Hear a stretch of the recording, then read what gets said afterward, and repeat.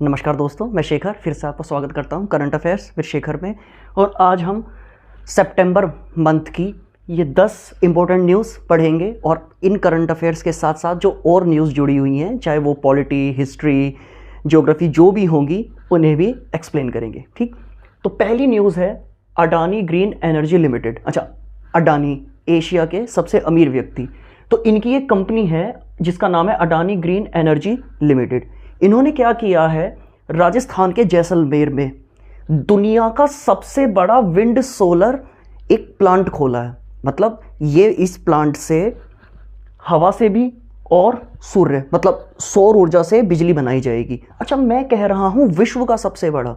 और इसकी कैपेसिटी कितनी होगी? इसकी कैपेसिटी होगी 600 मेगावाट बिजली बनेगी सोलर के द्वारा और 150 मेगावाट बिजली बनेगी विंड के द्वारा। तो कितना होगा ये टोटल? 750 मेगावाट।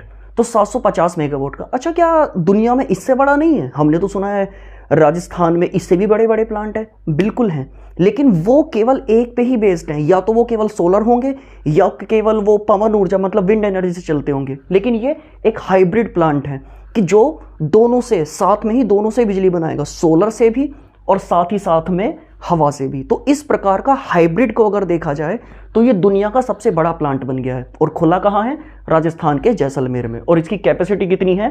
750 मेगावाट, जिसमें से 600 मेगावाट बनेगी सोलर से और 150 मेगावाट बनेगी विंड से। क्लियर? तो ये पहली न्यूज़ हो चुकी है। दूसरी न्यूज़, स्वीडन। अच्छा, यूरोप का एक देश है स्वीडन। अच्छा, राजधानी क्या है इसकी? स्टॉकहोम। तो स्वीडन की एक कंपनी है साब। अच्छा, ये साब किस चीज़ की कंपनी है? ये डिफेंस प्रोडक्ट बनाती है ना, डिफेंस जैसे मिसाइलें हुए हैं, फाइटर प्लेन्स हुए हैं, इनके द्वारा। तो साब के द्वारा एक चीज़ कही गई कि हम मेक इन इंडिया के तहत, है ना, मेक इन इंडिया के तहत M4 रॉकेट लॉन्चर जो है वो इंडिया में बनाएंगे। तो इंडिया में ये M4 रॉकेट लॉन्चर बनाएंगे, तो इंडिया में अगर बनाएंगे तो हम भी खरीदेंगे, मतलब भारत को भी जरूरत होगी, और जो और बनाएंगे उन्हें एक्सपोर्ट भी किया जाएगा। अच्छा, M4 रॉकेट लॉन्चर आपने काफ़ी बार मूवीज़ में या बहुत सारी न्यूज़ चैनल पे वीडियोज़ आती रहती हैं कि सैनिक जो हैं वो शोल्डर पे रखते हैं वो रॉकेट लॉन्चर को और वो निशाना लगाते हैं और उसमें से रॉकेट और मिसाइल निकलती है। तो यही है M4 रॉकेट लॉन्चर। तो ये स्वीडन की साब कंपनी है और ये मेक इन इंडिया के तहत इंडिया में ये बनाएगी। जितनी हमें नीड है हम खरीदेंगे और जो एक्स्ट्रा बनेंगे उन्हें एक्सपोर्ट किया जाएगा। अच्छा, साब, इसका एक बहुत अच्छा फाइटर प्लेन है ग्रिफिन फाइटर प्लेन। ये कम से कम 3 से 4 साल हो गए ये इंडिया को लगातार ऑफर देते जा रहे थे कि आप हमारा ग्रिफिन खरीद लो, मतलब एक तरीके से चिपकाना चाहते थे हमें, लेकिन हमने मना कर दिया। अच्छा, मना क्यों कर दिया? हमारे पास तो फाइटर प्लेन की कमी है। मना इसलिए कर दिया कि जिस स्तर का इनका ग्रिफिन है, मतलब फाइटर प्लेन है, उसी स्तर का तो हमने अपना फाइटर प्लेन तेजस बनाया है। तब ऑलरेडी हमारे पास खुद का बनाया हुआ तेजस फाइटर प्लेन है, तो हम इनका ग्रिफिन क्यों खरीदे? इसलिए हमने ग्रिफिन के लिए साफ मना कर दिया था। तो याद रखना, ग्रिफिन फाइटर प्लेन भी इसी साब ने बनाया।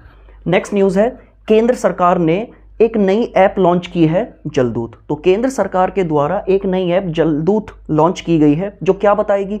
भूजल, मतलब किस एरिया में भूजल का स्तर कितना है। भूजल मतलब अंडरग्राउंड वाटर का लेवल कितना है, तो उसको बताने के लिए केंद्र सरकार ने एक ऐप लॉन्च की है, जलदूत। नाम से ही पता चल रहा है जलदूत कि पानी में मतलब जमीन के नीचे का जो पानी है, अंडरग्राउंड वाटर है, उसका स्तर बताएगा कि कहां पर कितना पानी है, मतलब अंडरग्राउंड में कितने लेवल पे पानी पहुंच चुका है। क्लियर? नेक्स्ट न्यूज़, राष्ट्रपति जी द्वारा क्रायोजेनिक इंजन। अच्छा, जो हमारी राष्ट्रपति जी हैं मुर्मू जी, उनके द्वारा बेंगलुरु में क्रायोजेनिक इंजन बनाने की एक फैक्ट्री खोली गई है। मतलब फैक्ट्री खुल गई है, उसका इनॉग्रेशन कराया गया है राष्ट्रपति जी द्वारा। अच्छा, अब ये बात आती है क्रायोजेनिक इंजन, ये क्या होते हैं? आपने सुना होगा, हमारी एक संस्था का नाम है इसरो, ISRO, ठीक, Indian Space Research Organisation, ISRO. तो ये क्या करती है इसरो? आपने देखा ना कि इसरो रॉकेट के द्वारा सैटेलाइट को अंतरिक्ष में लेकर जाती है। तो इसरो जब अंतरिक्ष में सैटेलाइट लेकर जाती है जिन रॉकेट्स के द्वारा, तो उन रॉकेट में ही लगाए जाते हैं क्रायोजेनिक इंजन। ठीक, अच्छा, तो अगर क्रायोजेनिक इंजन बनाने की फैक्ट्री अब खुल रही है तो इससे पहले हम कौन से इंजन उसमें लगाते थे? इससे पहले जो हम क्रायोजेनिक इंजन यूज़ करते थे वो हम खरीदते थे दूसरे देशों से और खासकर रूस से। बल्कि पता है, इसमें एक स्टोरी भी है। साल था 1990 के आसपास, 1990 के आसपास का साल था, इंडिया और रशिया के बीच में एक समझौता हुआ कि रशिया हमें टेक्नोलॉजी देगा कि किस प्रकार से ये क्रायोजेनिक इंजन बनते हैं। अच्छा, क्रायोजेनिक इंजन टफ क्यों होते हैं? पता है, टफ इसलिए होते हैं कि क्रायोजेनिक अच्छा कोई भी इंजन होगा उसमें फ्यूल चाहिए, ईंधन चाहिए। तो क्रायोजेनिक इंजन में फ्यूल चाहिए ऑक्सीजन और हाइड्रोजन। अब तुम कहोगे अगर इसमें फ्यूल ऑक्सीजन और हाइड्रोजन चाहिए तो ये तो बहुत सिंपल सी बात है भाई, हवा में ऑक्सीजन है ही और हाइड्रोजन तो हम पानी से निकाल सकते हैं भाई, पानी H2O तो पानी से निकाल सकते हैं। तो इसमें टफ क्या बात क्या है? इसमें टफ ये है कि ऑक्सीजन और हाइड्रोजन चाहिए लेकिन लिक्विड फॉर्म में चाहिए, लिक्विड फॉर्म में। और लिक्विड फॉर्म में जो ऑक्सीजन है ना वो लिक्विड फॉर्म में पहुंचती है जब टेम्परेचर पहुंच जाता है -183 -183 डिग्री सेल्सियस। और जो हाइड्रोजन है वो लिक्विड स्टेट में तब पहुंचता है जब तापमान हो जाता है -253 डिग्री सेल्सियस। तो ऑक्सीजन के लिए -183 और हाइड्रोजन के लिए -253। और अब सोच सकते हो जैसे ये क्रायोजेनिक इंजन है, इसके नीचे से आग निकल रही है और आग निकल रही है तो यहाँ पे टेम्परेचर है 600 700 1000 डिग्री सेल्सियस और केवल एक लेयर के ऊपर जो है यह टेम्परेचर माइनस में रखना है। ऑक्सीजन के लिए रखना है -183 और हाइड्रोजन के लिए रखना है -253। तो बहुत टफ टेक्नोलॉजी है ये क्रायोजेनिक इंजन की। तो रशिया ने हमें प्रॉमिस कर दिया, लेकिन उसके बाद क्या हुआ, इंडिया ने उस टाइम पे अपना मिसाइल प्रोग्राम शुरू किया हुआ था, हम पृथ्वी मिसाइल बना रहे थे। तो अमेरिका ने ये सोचा कि ये जो भारत मिसाइल बना रहा है ना, ये मिसाइल जो है इस मिसाइल को बनाने के लिए क्रायोजेनिक इंजन का यूज़ करेंगे। भाई सिंपल सी बात होती है, ये कहा जाता है कि भारत के पास जो अधिकतम मार करने वाली मिसाइल है वो है अग्नि 5। अच्छा, अग्नि 5 की रेंज क्या है? 5000 किलोमीटर। अब एक बात खुद सोचिए, जो मिसाइल्स होती हैं उसमें जो बारूद रखा होता है वो तो ऊपर होता है, नीचे तो फ्यूल और इंजन लोग होता है कि जो उसे लेके जाएगा जिस स्थान पर हमें गिराना है। इसरो के रॉकेट जो होते हैं वो मंगल तक पहुंच गया। अब खुद सोचो, उस इसरो के रॉकेट में अगर ये रॉकेट है तो यहाँ पर ये पूरा फ्यूल और इंजन होता है और केवल ये हिस्सा होता है सैटेलाइट का। अगर सिंपल हम क्या करें, सैटेलाइट को हटा के यहाँ पे मिसाइल्स या बारूद रख दें तो रॉकेट भी तो एक मिसाइल की तरह काम करेगा, है ना? तो हम दूर दूर तक मार सकते थे। इसलिए अमेरिका ने ये सोचा कि ये क्रायोजेनिक इंजन जो है वो मिसाइल बनाने के लिए यूज़ में ला रहे हैं, लंबी दूरी की मिसाइल बनाने के लिए। तो उसने रशिया को मना कर दिया कि आप अगर भारत को क्रायोजेनिक इंजन की टेक्नोलॉजी देंगे तो हम आप पर बैन लगा देंगे बहुत सारे। तो रशिया ने क्या किया, वो टेक्नोलॉजी तो हमें नहीं दी, हाँ, लेकिन हमें बहुत सारे जो क्रायोजेनिक इंजन थे, बहुत सारे तो नहीं, कुछ इंजन जो है वो हमें दे दिए। दोस्त था तो दोस्ती के लिए इतना कर दिया उसने। अब हमने ये सोचा कि हम इस तरह की टेक्नोलॉजी, अच्छा स्पेस में अगर जाना है तो क्रायोजेनिक इंजन बहुत ज़रूरी है। तो इसलिए हमने क्या किया, खुद का क्रायोजेनिक इंजन डेवलप करने की कोशिश की। काफ़ी बार अनसक्सेसफुल हुए, लेकिन फाइनली हम सक्सेसफुल हो गए और हमें टेक्नोलॉजी मिल गई कि क्रायोजेनिक इंजन कैसे बनते हैं। तो अब इसकी प्रॉपर फैक्ट्री खुल चुकी है बेंगलोर में और इसका इनॉग्रेशन किया है राष्ट्रपति जी ने। और क्रायोजेनिक इंजन याद रखना, इसमें फ्यूल यूज होता है लिक्विड ऑक्सीजन और liquid hydrogen. Liquid oxygen -183 degree Celsius और लिक्विड हाइड्रोजन -253 डिग्री सेल्सियस, मतलब -253 degree Celsius. Clear? Next news, Chandigarh. Chandigarh airport का नाम जो है वो भगत सिंह जी के नाम पर रखा जाएगा। तो पंजाब सरकार द्वारा ये डिसीजन लिया गया कि चंडीगढ़ एयरपोर्ट का नाम भगत सिंह जी के नाम के ऊपर रखा जाएगा। सही है? तो ये न्यूज़ है। फिर नेक्स्ट न्यूज़, भारत में पहली बार पूरे हाथ का ट्रांसप्लांट हुआ है, ठीक, और ये हुआ है केरल में। अच्छा, ये हुआ कैसे? देखो, आज तक पूरा, अच्छा हाथ के कुछ हिस्से का तो ट्रांसप्लांट हो जाता था, लेकिन पूरे शोल्डर से लेके पूरे हाथ तक का जो ट्रांसप्लांट हुआ है वो पहली बार हुआ है इंडिया में। अच्छा, इंडिया में पहली बार हुआ है। वैसे ये दुनिया का तीसरा ऐसा ऑपरेशन था, मतलब इंडिया में तीसरी बार हुआ है और पूरी दुनिया में ये 2 बार पहले ही हो चुका है। एक बार तो फ्रांस में और एक बार मैक्सिको में, और तीसरी बार हुआ है इंडिया में। तो दुनिया के लिहाज से ये तीसरी बार हुआ है और भारत के लिहाज से ये पहली बार हुआ है। अच्छा, हुआ क्या था, एक व्यक्ति था कर्नाटक का, उसका नाम था अमरीश। तो 2017-18 की बात है, वो एक इलेक्ट्रीशियन था, तो वो काम कर रहा था बिजली का। तो उसका एक एक्सीडेंट हुआ और उसके दोनों हाथ जो है वो बिजली में करंट लगा उस और दोनों उसके हाथ जो है झुलस गए। अब उसकी जान बचाने के लिए उनके हाथों को काटना पड़ा, ठीक। तो उसने जो वो ऑर्गन डोनेट करते हैं तो उसमें लिख दिया, मतलब डोनेशन के लिए कि भाई किसी कोई अगर हाथ डोनेट करना चाहता है तो मुझे कर सकता है, कि भाई कोई भी मिल जाए, तो उसने ये कर दिया।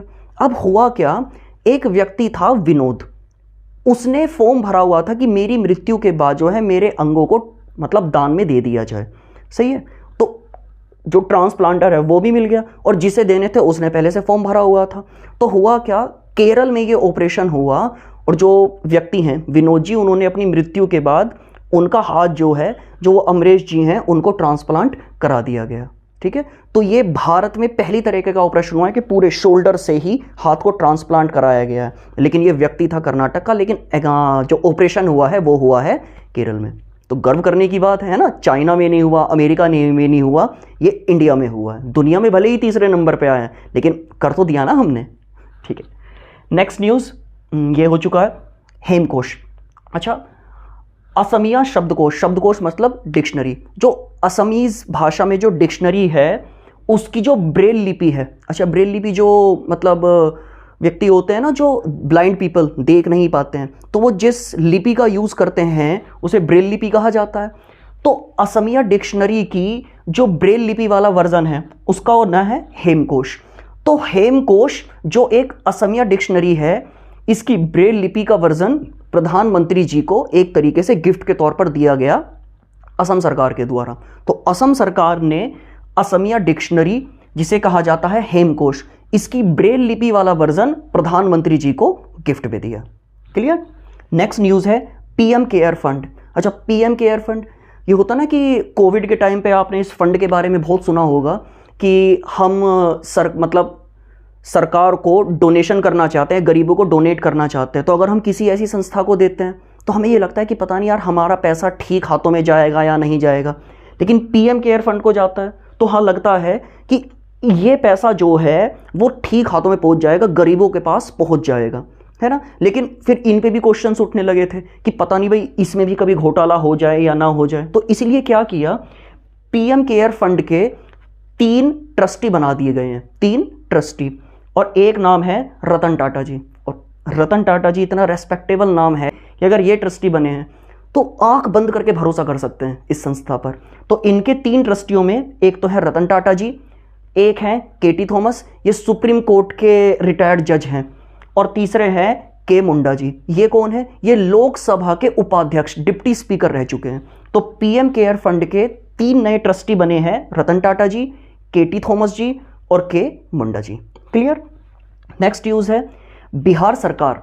बिहार सरकार के द्वारा एक नो बैग डे घोषित किया गया। देखो होता क्या है, स्कूल लाइफ में ना बच्चों पर पढ़ाई का इतना प्रेशर होता है कि वो स्पोर्ट्स एक्टिविटीज़ में मतलब बिल्कुल स्पोर्ट्स एक्टिविटी भूल जाते हैं, और प्रेशर ना ज़्यादा नंबर लाने का प्रेशर, ये प्रेशर वो प्रेशर, बहुत प्रेशर में रहते हैं बच्चे। तो इसलिए बिहार सरकार ने डिसीजन लिया है हफ्ते में एक दिन ऐसा रखा जाएगा कि जिसमें बच्चों को कोई बैग नहीं लाना है, ठीक है, कोई बैग नहीं लाना है।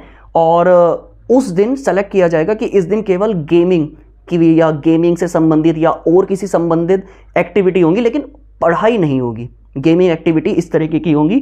तो ये नो बैग डे किया गया है बिहार सरकार के द्वारा। क्लियर। और नेक्स्ट भारत।